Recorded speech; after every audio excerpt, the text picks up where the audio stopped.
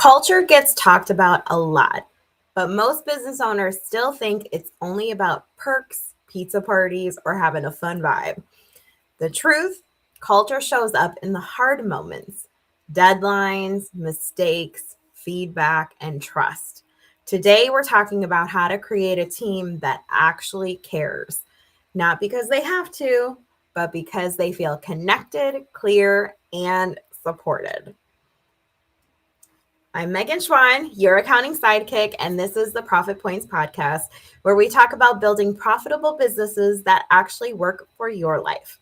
Much like the importance of our numbers, hint, hint, culture exists whether you design it or not.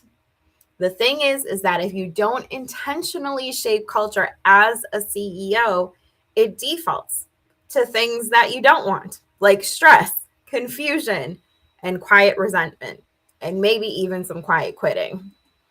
Now is a great time to evaluate: are you cultivating an intentional culture? Is the culture that you have created, whether it's been intentional or not, something that's going to carry you forward, or is it going to weigh you down?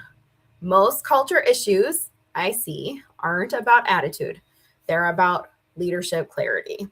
And I can say all of this from very personal experience in building a firm over the last 12 years. All right, so how does this tie back to profit points and profitability? Well, I'm so glad you asked. How our people show up, the way that they represent our brand, the way that they interact internally, externally, and how efficient they operate all impact our profit and all get affected by our culture. Drop me a comment on what you think about this topic and if you think that how our culture impacts our profitability. But let's get into it about how 3 ways to make culture shifts intentionally in your business. So the first one is culture is built in the small moments. How you respond to mistakes sets the tone.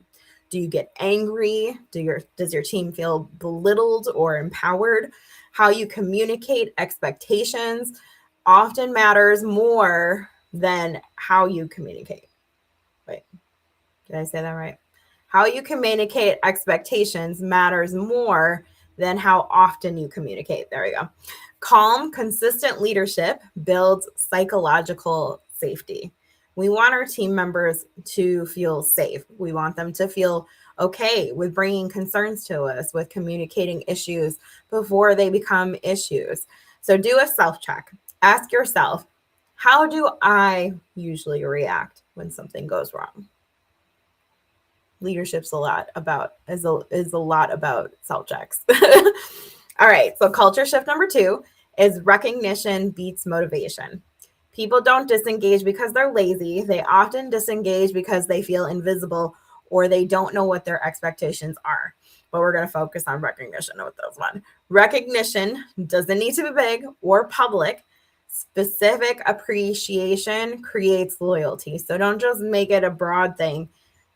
Look at those small moments. I noticed how you handled that client. Thank you.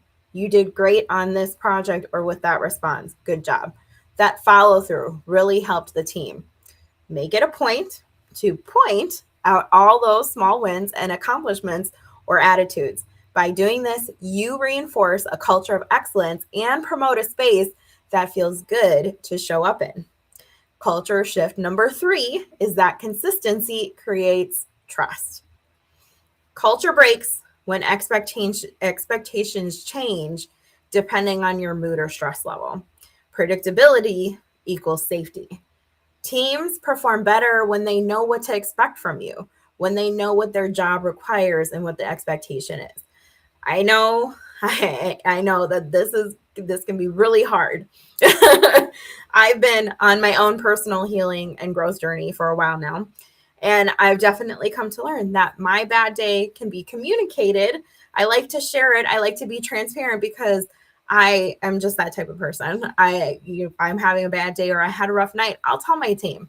But I have to be careful how it shows up, how I then act or react to that fact. I can say I'm tired, but I gave myself I drank my water, I ate breakfast, I made sure that I moved my body, whatever it might be.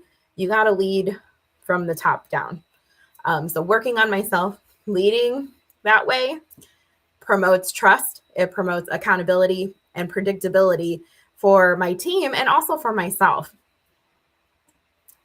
All right, so we went through the 3 culture shifts: build a culture in the small moments, recognition beats motivation, and consistency creates trust.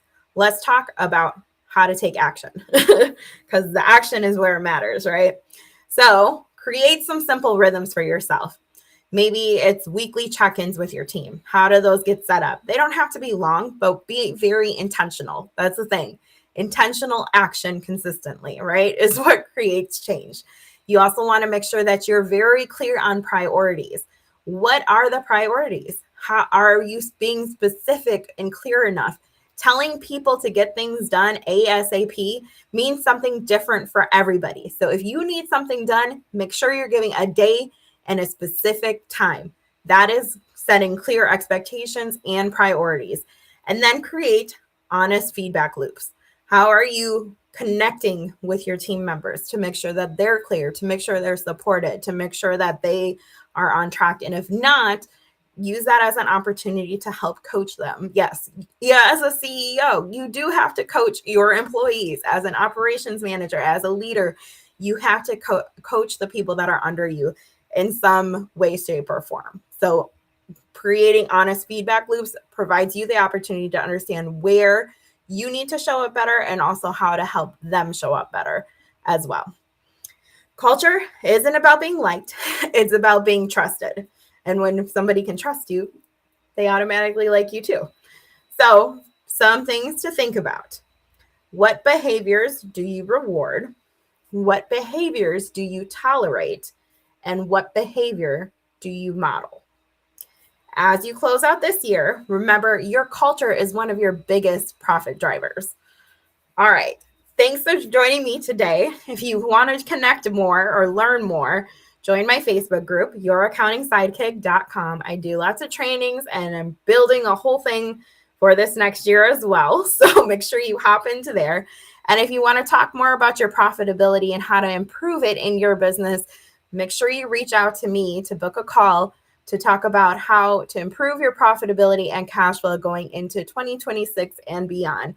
All of these different areas affect profitability. We work on it after we put a good cash flow management system in place and get your bookkeeping together. So reach out, chatwithmeg.com to book a call with me. Otherwise, I'm Megan. This is the Profit Points Podcast, helping you build a business that actually works for your life. Talk to you next time.